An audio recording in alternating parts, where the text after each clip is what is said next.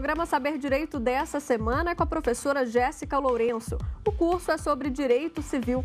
Você tem dúvidas sobre o assunto? Mande um e-mail para a gente, saberdireito@stf.jus.br. Você também pode estudar pela internet. É só acessar www.tvjustiça.jus.br. Olá, eu sou Jéssica Lourenço, professora de Direito Civil e de Direito do Consumidor. Nesta semana, no Saber Direito, nós vamos, dentro de Direito Civil, abordar o curso de Direitos da Personalidade. Na nossa primeira aula, nós vamos abordar aspectos introdutórios, conceitos, características, classificação dos direitos da personalidade, quem são seus titulares. Na nossa aula 2, e a partir dela até o final, nós abordaremos os direitos da personalidade separadamente. Primeiramente, na aula 2, o direito à honra e o direito à imagem. Na aula 3, nós estudaremos o direito ao próprio corpo. Na aula 4, abordaremos o direito ao nome. E na aula 5, nós adentraremos no direito à privacidade, na tutela da intimidade. Bom, vamos então iniciar a nossa aula, como eu mencionei, tratando dos aspectos introdutórios do direito da personalidade.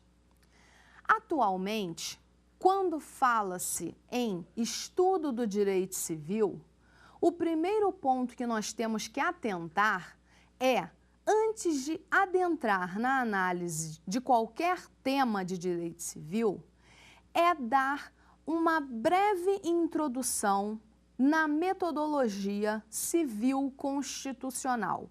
Para qualquer tema de direito civil, nós precisamos atentar para o que vem a ser a metodologia civil constitucional.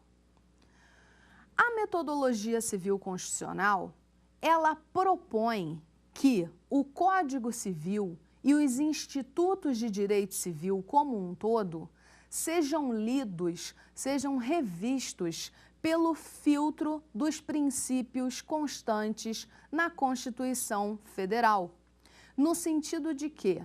De justamente propiciar que todo o ordenamento jurídico, aqui é claro, especificamente o direito civil, tenha como parâmetros a funcionalização de suas estruturas de acordo com o que a Constituição Federal, que é o diploma máximo, vem a pregar.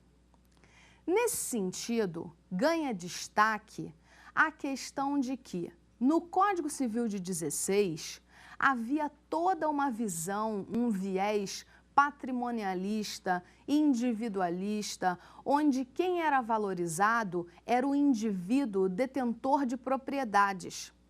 Focava-se, então, no indivíduo que tinha poder, propriedade e não na pessoa humana dentro de suas peculiaridades. Daí, com o advento da Constituição Federal de 88 e o artigo 1º, inciso 3º, que traz a dignidade da pessoa humana como um dos fundamentos da República, se impôs toda uma leitura do ordenamento jurídico. Por quê? Porque a partir daí nós temos que entender que qualquer instituto de direito civil, ele só será legítimo e merecedor de tutela se estiver de acordo com os ditames constitucionais e em respeito ao princípio da dignidade da pessoa humana. Princípio este que, em momento próprio, nós vamos abordar. Através da metodologia civil constitucional, nós poderemos visualizar os direitos da personalidade no enfoque em que eles devidamente devem ser tratados. Basta verificar que no Código Civil de 16 não havia previsão de direitos da personalidade, não havia um capítulo próprio tratando de direitos da personalidade. Foi o Código Civil de 2002 que trouxe essa inovação, embora ainda muito acanhada, embora não dentro da completude que se esperava. Daí, o que você pode notar?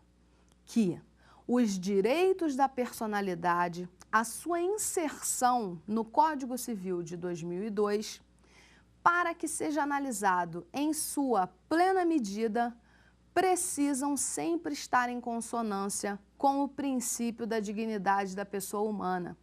E não apenas o princípio da dignidade da pessoa humana, mas também o princípio da igualdade, o princípio da solidariedade, todo esse arcabouço constitucional que veio a modificar toda a tábua axiológica do ordenamento jurídico brasileiro. Com isso, nós passamos a observar que a pessoa humana passou a ser o centro do ordenamento, ela passou a ser a ocupação central do direito. E é justamente isso que a metodologia civil constitucional vem trazer para a gente, e daí tão necessária a sua análise para que nós possamos adentrar propriamente nos direitos da personalidade. Bem, a metodologia civil constitucional, de maneira bem sucinta, ela se funda em 3 pressupostos. Primeiro, na visão de que nós temos um ordenamento que, ao mesmo tempo, ele é uno e complexo. Outro ponto importantíssimo é a verificação da natureza normativa da Constituição. O que significa dizer isso? Significa dizer que a Constituição Federal, os seus princípios têm força normativa, eles têm eficácia, eles não precisam de uma norma infraconstitucional para que haja a devida produção de efeitos na respectiva esfera que for regulada.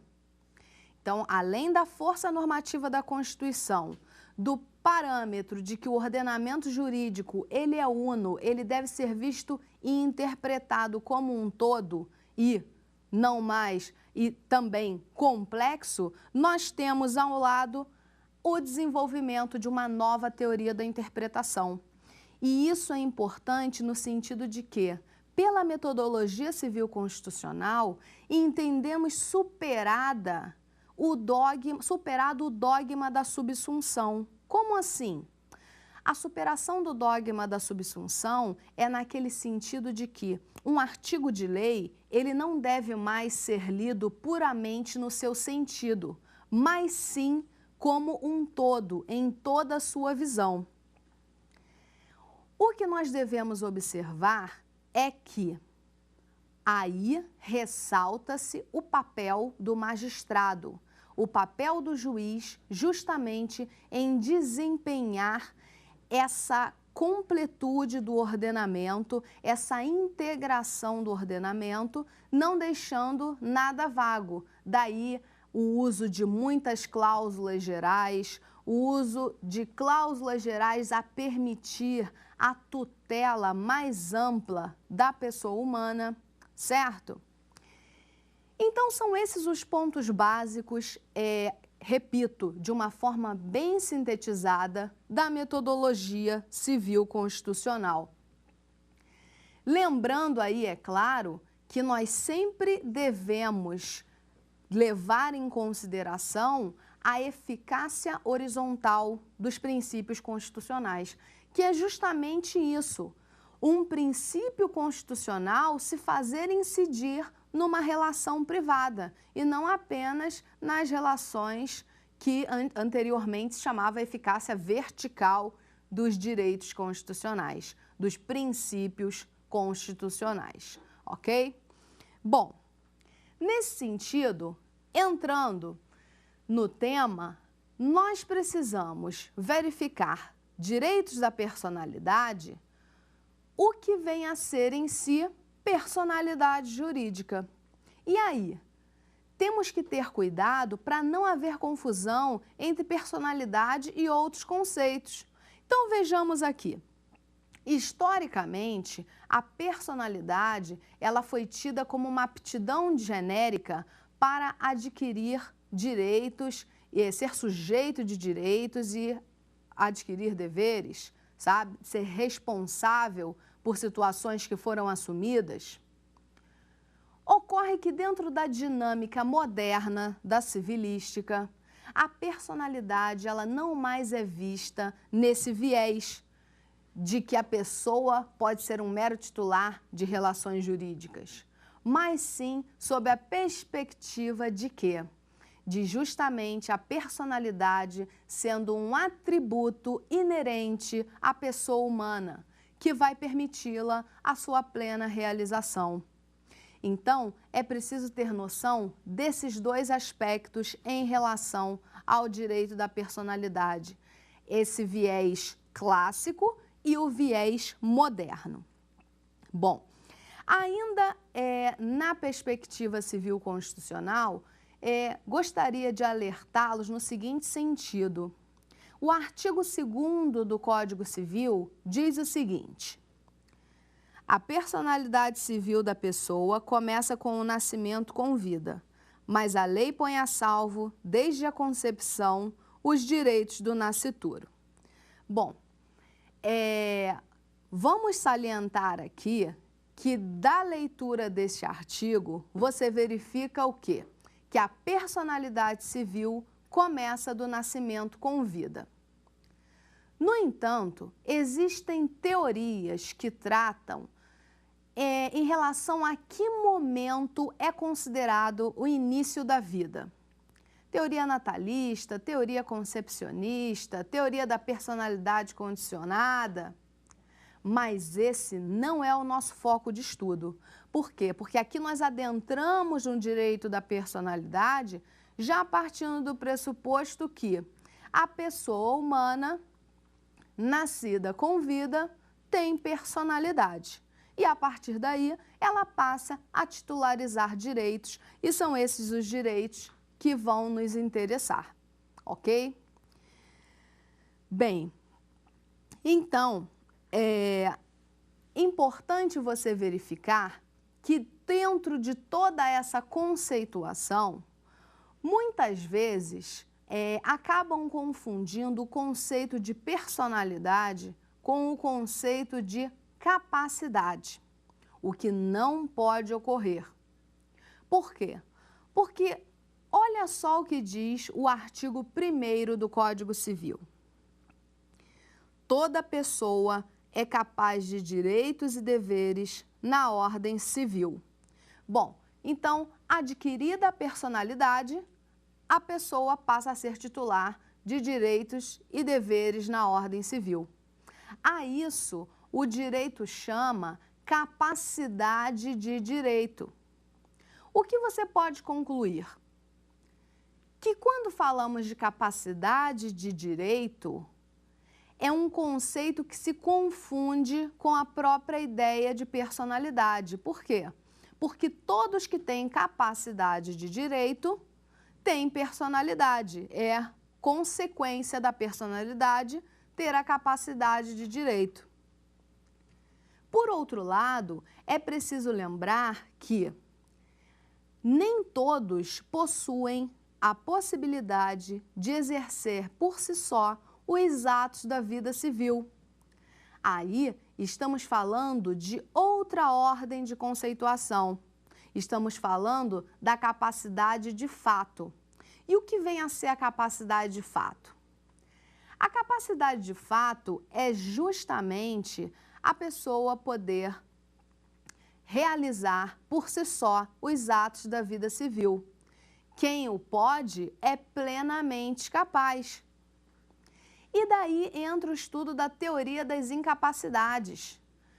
Quem são os incapazes? Segundo o artigo 3º do Código Civil, nós temos os absolutamente incapazes para exercer os atos da vida civil, um critério mais forte. E nós temos também os relativamente incapazes, os relativamente incapazes, eles estão listados no artigo 4º do Código Civil. Sendo certo que um ato praticado por um absolutamente incapaz deverá, para sua validade, ter a plena representação, enquanto que um ato praticado por um relativamente incapaz, para sua validade, deverá vir apresentado do Instituto da Assistência, ele deverá estar assistido. Daí, o que nós lembramos? Nós lembramos que, apesar dos relativamente incapazes precisarem da assistência para a validade dos atos da vida civil, é importante lembrar que a lei permite aos incapazes a possibilidade, aos relativamente incapazes, a possibilidade de praticar alguns atos sem a devida assistência e ainda assim não haver nenhum tipo de invalidade, nenhum tipo de nulidade, ok? Bom, feita essa situação, esse dado aqui, esse estado da arte, vamos aí verificar a nossa primeira pergunta. Qual é a relação entre os direitos da personalidade e o princípio da dignidade da pessoa humana? A relação entre os direitos da personalidade e o princípio da dignidade humana, ela já se principia quando nós verificamos que, para a plena realização da pessoa, é necessário que os seus direitos da personalidade sejam assegurados. E note que é uma relação de complementariedade. Por quê? Porque para que os direitos da personalidade sejam assegurados, é preciso que seja respeitada a dignidade da pessoa humana. Então, eles se complementam. Na medida em que o princípio da dignidade da pessoa humana é o ponto forte para se assegurar os direitos da personalidade, os direitos da personalidade só são realizados em respeito ao princípio da dignidade da pessoa humana. Então, fechando a pergunta, é justamente no sentido da metodologia civil constitucional, lá no artigo 1º, inciso 3º da Constituição Federal, que devemos observar a pessoa como centro do ordenamento, a valorização do ser em detrimento do ter, já que os direitos da personalidade, embora eles possam trazer aspectos patrimoniais, consequências patrimoniais, eles são, em sua essência, direitos extrapatrimoniais. Vista essa diferença, vista essa relação, importa aqui analisarmos o conceito de direito da personalidade. Vimos aí o conceito de personalidade jurídica, diferença entre capacidade e personalidade, a parte introdutória que fundamenta todo o nosso curso, que diz respeito à metodologia civil constitucional, e precisamos verificar, sem dúvida alguma, o conceito do direito da personalidade. A doutrina, de uma maneira geral, traz várias conceituações de formas diversas, alguns divergem em relação à origem do direito da personalidade, mas o foco é que os direitos da personalidade, eles são direitos não patrimoniais inerentes à pessoa e que eles deverão se coadunar dentro da plena realização da dignidade da pessoa humana. Os direitos da personalidade serão o núcleo essencial da dignidade. Bom, tendo em vista que os direitos da personalidade, eles concretizam a dignidade da pessoa humana, você consegue notar que esse é o viés da doutrina moderna em direito civil. Mas também podemos trazer aí uma outra conceituação mais clássica. Trouxe aqui Francisco Amaral. Olha o que ele diz. Francisco Amaral, ele vai definir os direitos da personalidade como direitos subjetivos que têm por objeto os bens e valores essenciais da pessoa no seu aspecto físico, moral e intelectual. Note que a conceituação clássica, ela não toca em si no aspecto da dignidade, mas são conceitos que podem ser complementados sem problema algum. Mas é sempre importante ter a noção da teoria clássica e da teoria civil constitucional dentro dessa perspectiva do direito civil constitucional. Primeira questão que deve ser verificada aqui é que os direitos da personalidade, eles sofreram uma evolução com o passar do tempo.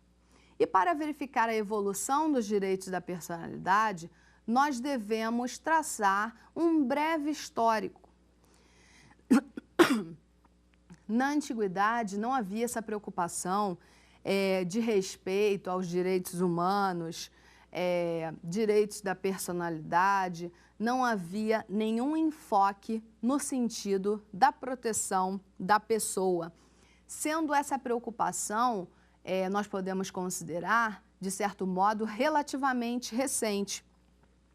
E isso foi reflexo, é claro, da Declaração dos Direitos do Homem em 1789 e também da Declaração das Nações Unidas em 1948. Então, vejam, é relativamente recente quando comparada a toda uma história. O Código Civil de 1916, coadunado com toda a teoria liberal, com a ótica individualista e patrimonialista, evidentemente não trouxe um capítulo próprio, como já mencionado, em relação aos direitos da personalidade.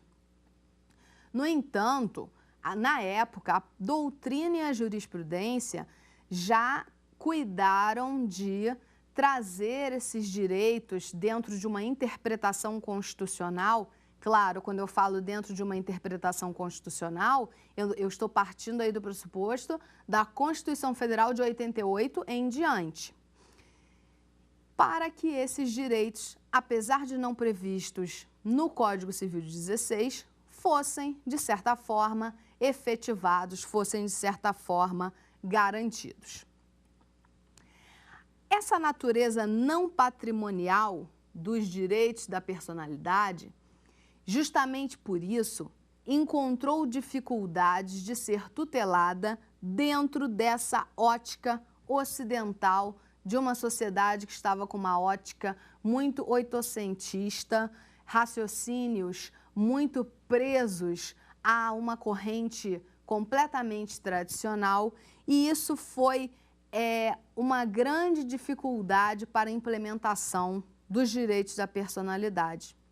O grande passo foi com a Constituição Federal de 88, em seu artigo 5º, onde lá ele diz: artigo 5º, inciso 10 da Constituição Federal.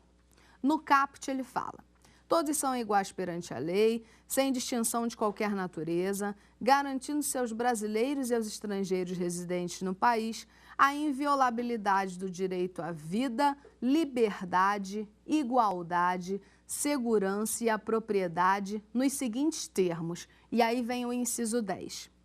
São invioláveis a intimidade, a vida privada, a honra e a imagem das pessoas, assegurando o direito à indenização pelo dano material ou moral decorrente de sua violação. Bom, dessa leitura que nós fazemos, nós chegamos a uma conclusão. Qual é essa conclusão?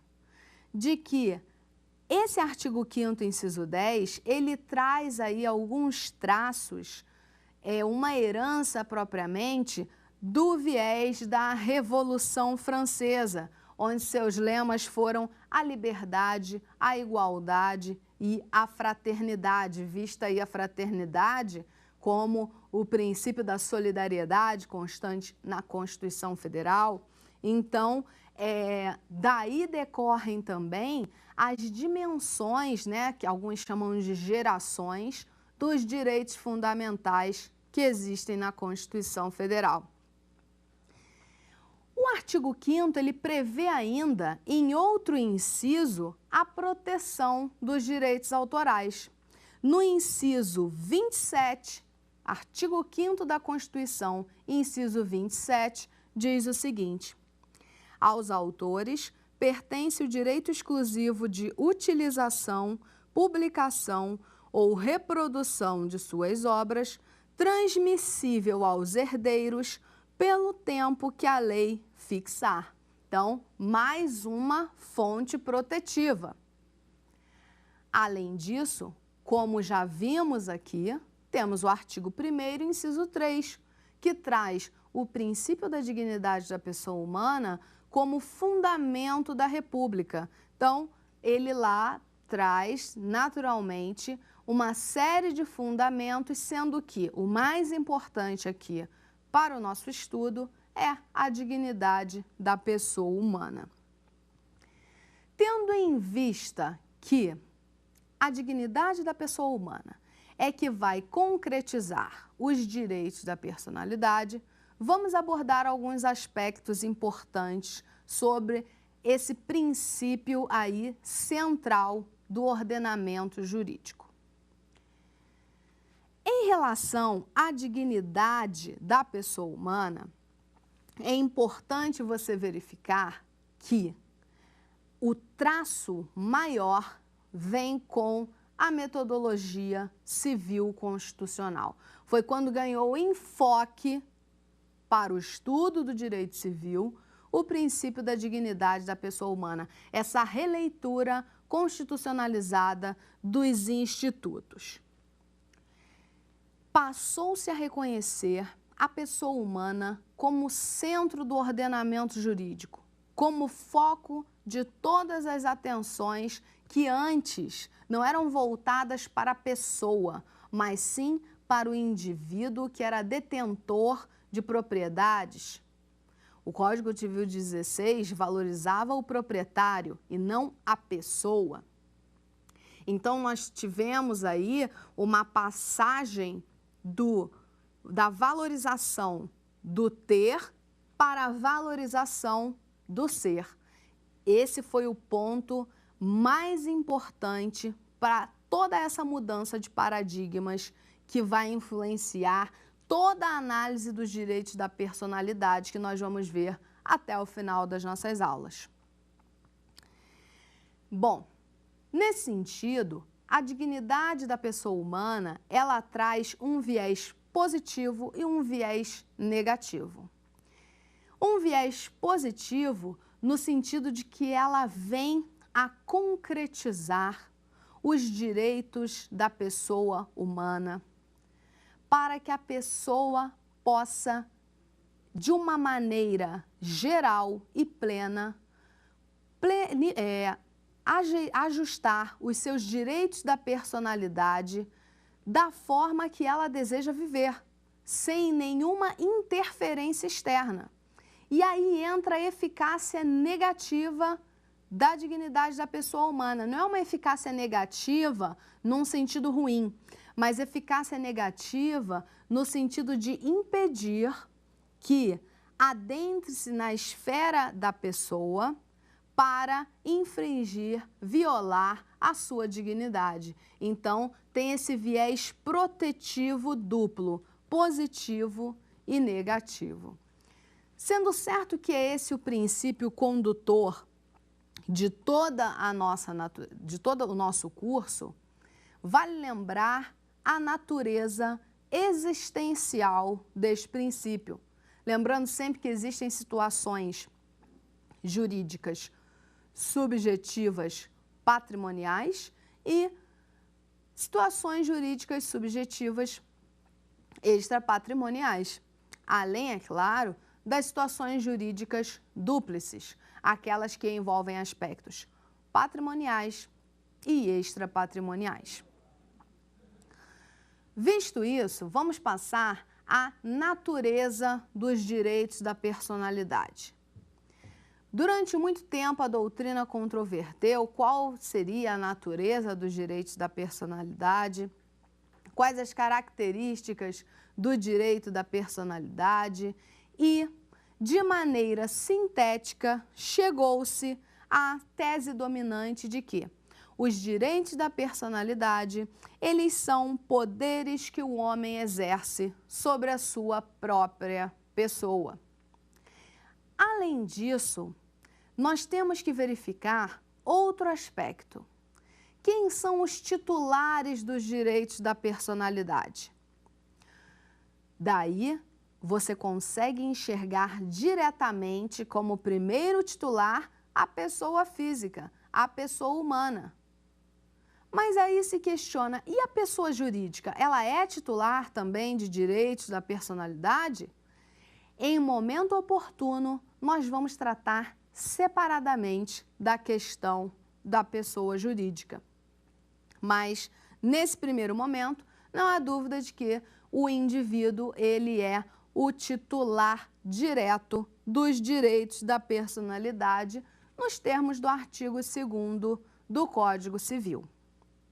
Agora, nós vamos chamar aqui a nossa próxima pergunta.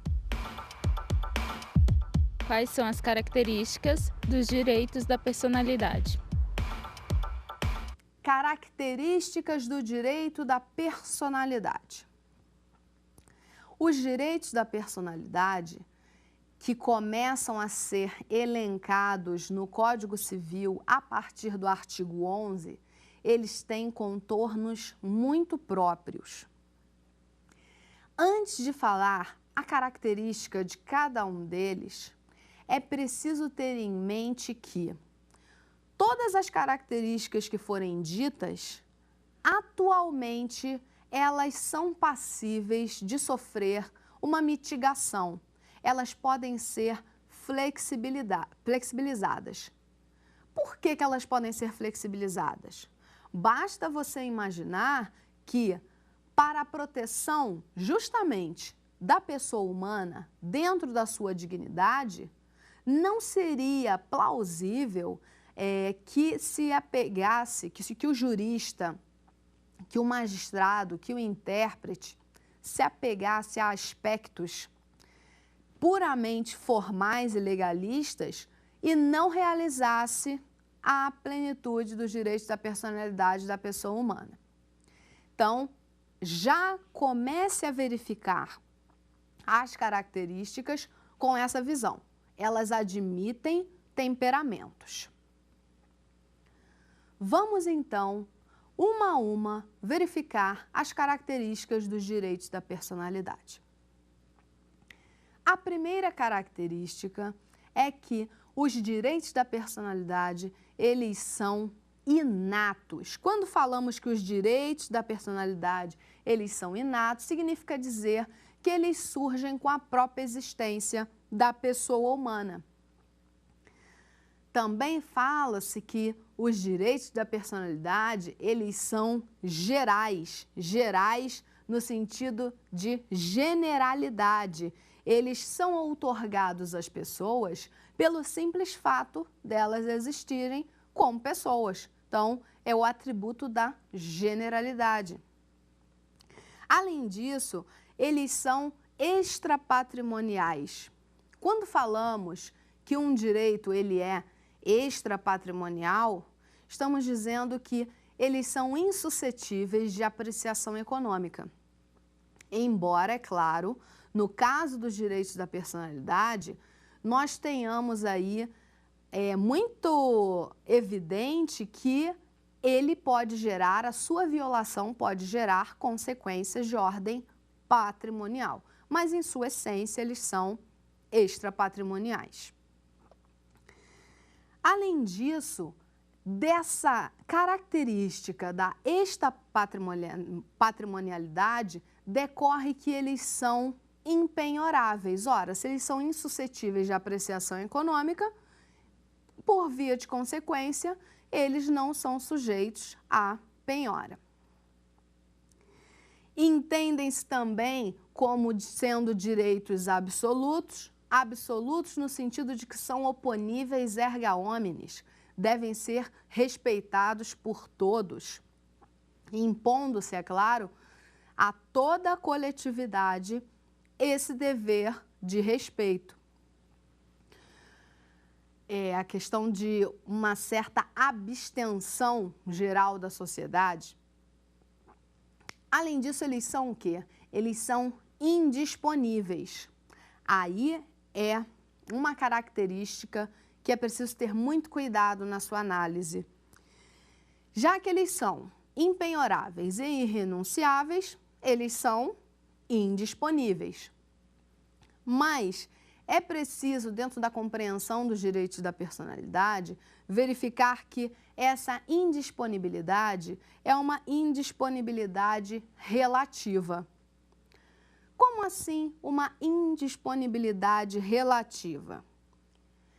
Indisponibilidade relativa no sentido de que o seu titular, ele poderá dispor, de certa maneira, é claro, ele não vai ceder a titularidade do direito da personalidade, ele vai ceder o quê? O seu exercício, mas sempre dentro de certos limites. Ou seja, essa indisponibilidade impõe que essa cessão de uso seja durante determinado lapso temporal, que essa cessão de uso seja específica. Então, esses aspectos precisam ser observados. E, nesse sentido, vejamos o que diz o enunciado 4 da primeira jornada de direito civil. O exercício dos direitos da personalidade pode sofrer limitação voluntária, desde que não seja permanente nem geral. Ou seja, o ato ele precisa ser transitório, como eu disse, durante um lapso temporal, e específico. A próxima característica é que os direitos da personalidade, eles são imprescritíveis. Quando falamos da imprescritibilidade dos direitos da personalidade, estamos nos referindo ao fato de que não existe um prazo para que seja exercido um direito da personalidade. Mas muita atenção, pois isso não se confunde com a prescritibilidade da pretensão indenizatória que pode surgir de uma eventual violação a um direito da personalidade. Porque, nesse caso, teremos aí o prazo de 3 anos para essa reparação, para essa pretensão indenizatória, nos termos do artigo 206, parágrafo 3º, inciso 5 do Código Civil. Além disso, os direitos da personalidade, eles são intransmissíveis. E veja que todas essas características, elas são extraídas do artigo 11, quando ele fala que os direitos da personalidade são irrenunciáveis e intransmissíveis. Eles são intransmissíveis no sentido de que ele se extingue com a morte do seu titular. O titular do direito da personalidade morreu, extintos estão todas as relações jurídicas personalíssimas que foram por ele assumidas. Mas é preciso lembrar que, se houver alguma lesão ao direito da personalidade de uma pessoa falecida, nós sabemos que o artigo 12, parágrafo único do Código Civil, vai permitir que cônjuge, companheiro e parentes em linha reta colateral até o 4º grau venham a buscar, em nome próprio, a tutela dos direitos da personalidade da pessoa falecida. Então, esses que são os chamados legitimados indiretos pelo ordenamento jurídico, legitimados indiretos por quê? Porque não foram eles que sofreram a lesão, foram o falecido, o parente falecido, esses legitimados indiretos é que irão postular, e isso não desfigura os direitos da personalidade como direitos intransmissíveis, ok? Bom, dentro dessa questão, precisamos observar ainda que esses legitimados indiretos, eles assim o têm essa legitimidade, por quê? Porque eles sofrem esse dano reflexo e eles podem pleitear os reflexos patrimoniais dessa lesão. Então, veja, uma outra situação é se em vida a pessoa sofreu uma lesão ao direito da personalidade e veio a falecer. Os direitos da personalidade são intransmissíveis, mas os seus reflexos patrimoniais podem ser transmitidos com a herança. Então, não confunda essa situação, porque essa pretensão indenizatória será transmitida com a herança aos herdeiros. Como mencionado, essas características elas podem ser mitigadas até um certo ponto, como nós verificamos aqui em várias observações que foram feitas. Um dos exemplos é o caso de concessão de uso de imagem do direito de autor durante um determinado prazo, e isso vai demonstrar aí o livre desenvolvimento do direito da personalidade. Vamos ler aqui o artigo 11 do Código Civil. Com exceção dos casos previstos em lei, os direitos da personalidade são intransmissíveis e irrenunciáveis, não podendo seu exercício sofrer limitação voluntária. Bem, esse artigo 11 sintetiza todas as características dos direitos da personalidade que até agora nós falamos.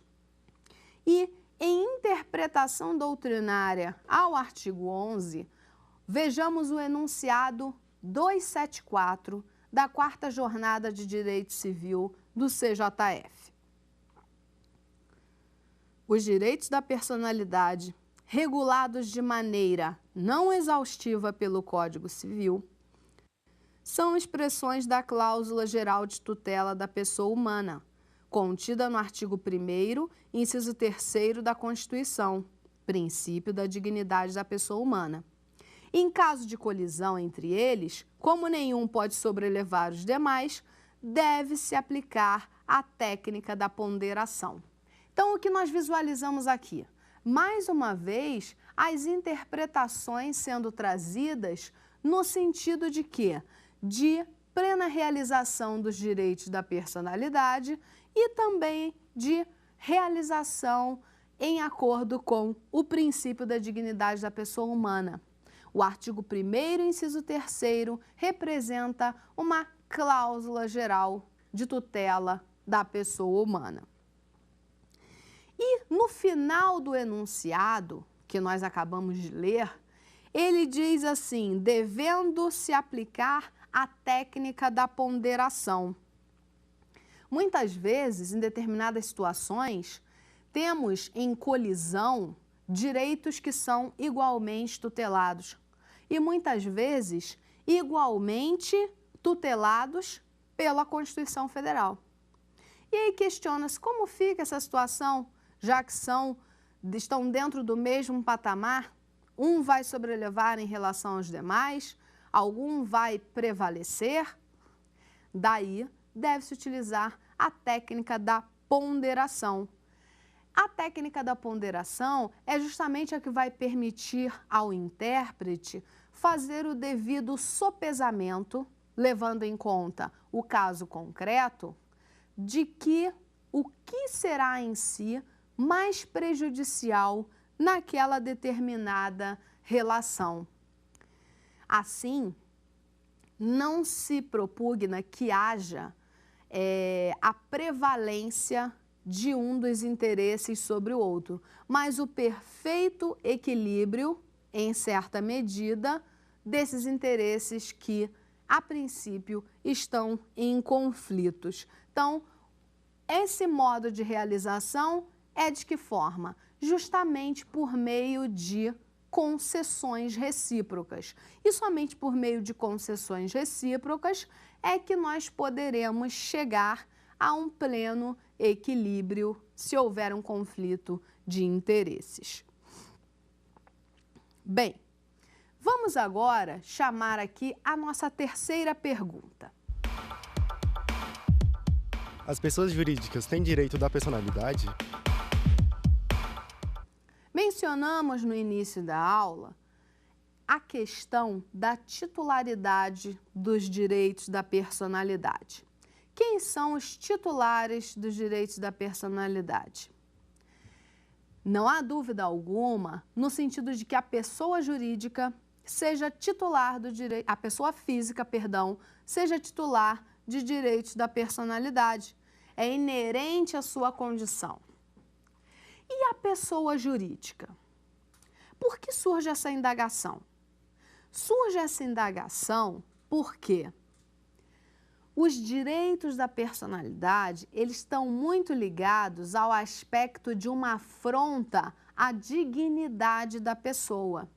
E aí questiona-se, pessoa jurídica tem dignidade? Pessoa jurídica sofre abalo emocional? Como ficaria a sua proteção? Bem, vamos observar aqui o artigo 52 do Código Civil. Acompanhe comigo a leitura. Aplica-se às pessoas jurídicas, no que couber, a proteção dos direitos da personalidade. Quando o artigo diz aplica-se no que couber, não significa que a pessoa jurídica ela seja titular de direitos da personalidade, mas sim que o ordenamento jurídico promove uma equiparação das pessoas físicas às pessoas jurídicas para que possam ser exercidos alguns direitos, para que haja proteção de alguns direitos da pessoa jurídica. Então, muitas vezes, em situações que são diferentes, o ordenamento jurídico faz isso, ele promove equiparações. Então, veja, eu não disse que elas são titulares de direitos da personalidade, mas elas são equiparadas às pessoas físicas e têm uma parcela dos seus direitos da personalidade protegidos. Então, respondendo a esse questionamento feito, a titularidade em si pertence à pessoa física, à pessoa humana. Por quê? Porque essa questão da dignidade é atinente à pessoa humana. Nesse sentido, vejam aqui comigo o enunciado 286 da 4ª Jornada de Direito Civil do CJF. Os direitos da personalidade são direitos inerentes e essenciais à pessoa humana, decorrentes de sua dignidade, não sendo as pessoas jurídicas titulares de tais direitos. Então, observem, ele foi bem claro, não sendo as pessoas jurídicas titulares de tais direitos, já que eles são inerentes da pessoa humana. E aí, como fica, então, a situação da pessoa jurídica? A situação da pessoa jurídica deverá ser considerada de acordo com os aspectos em que a pessoa jurídica pode ser afetada. Um exemplo, quando falamos de honra, temos a questão da honra objetiva e da honra subjetiva. Quando falamos em honra subjetiva, é o que o próprio titular pensa a seu respeito. E honra objetiva é o que a coletividade pensa a respeito do titular. Vendo sob esse parâmetro, a pessoa jurídica ela pode sofrer uma lesão à honra. Mas a qual honra? Honra objetiva, que é qual? Aquilo que a sociedade pensa a seu respeito. Ela pode ser afetada a sua reputação o seu nome, a sua imagem por algum uso indevido ou vinculado a uma outra ideia que não seja o propósito da pessoa jurídica, então, em certa medida, a pessoa jurídica receberá a proteção dos direitos da personalidade. Além disso, o STJ editou a súmula 227, que diz o seguinte: a pessoa jurídica pode sofrer dano moral. Essa súmula veio chancelar justamente essa questão. Ela pode sofrer um dano moral por ter sido afetado seu nome, a sua imagem, a sua honra objetiva, e não em si a pessoa, o sentimento, invasão de dados de privacidade de uma determinada empresa, ok? Sempre nesses aspectos. Além disso, a jurisprudência vem firme nesse sentido de proteção à pessoa jurídica nas suas peculiaridades. Olha aqui comigo, STJ RESP 1.298.689 do Rio Grande do Sul. Peguei um trecho para mostrar aqui a ideia. A pessoa jurídica pode sofrer dano moral desde que haja ferimento à sua honra objetiva, ao conceito de que goza no meio social.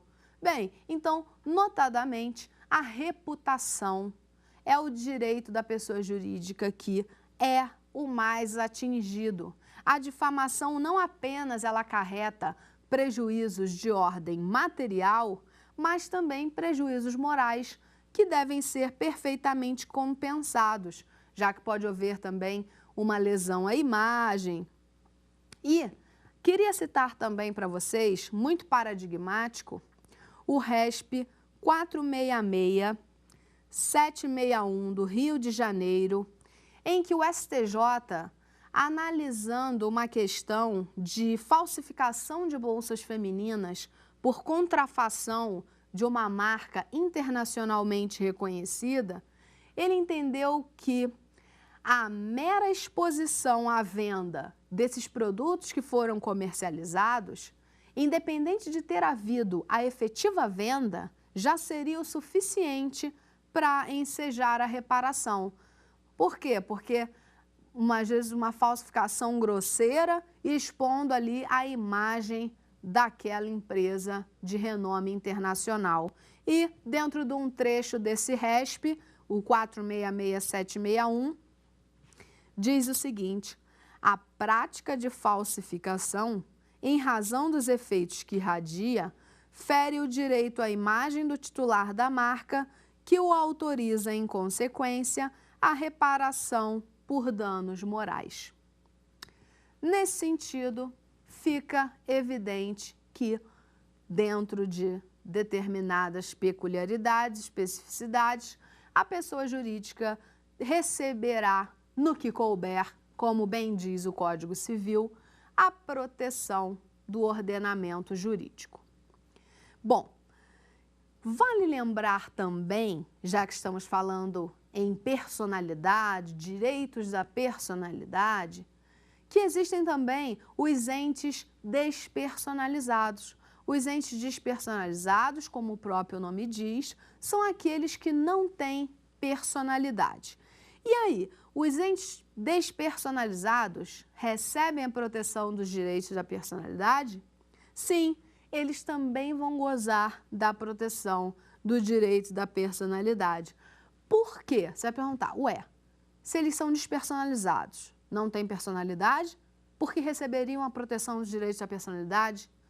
Justamente pelo fato de que o ordenamento jurídico os compara, os equipara a pessoas jurídicas, para que justamente eles possam exercer determinadas finalidades legais. Vale lembrar os entes despersonalizados que estou mencionando, como exemplo, o condomínio, temos também a massa falida, o espólio, consórcio, herança jacente e por aí vai. Bem, na aula de hoje, nós vimos então todo o aspecto introdutório dos direitos da personalidade. Falamos do seu conceito, das suas características, de sua natureza e titularidade, bem como de sua aplicação ou não às pessoas jurídicas, tudo em consonância com a metodologia civil constitucional e o princípio da dignidade da pessoa humana. Na próxima aula, nós prosseguiremos com os caracteres dos direitos da personalidade, adentrando no direito à honra e no direito à imagem. Eu agradeço a sua atenção, um forte abraço e até lá. Você tem dúvidas sobre o assunto? Mande um e-mail para a gente, saberdireito@stf.jus.br. Você também pode estudar pela internet. É só acessar www.tvjustiça.jus.br.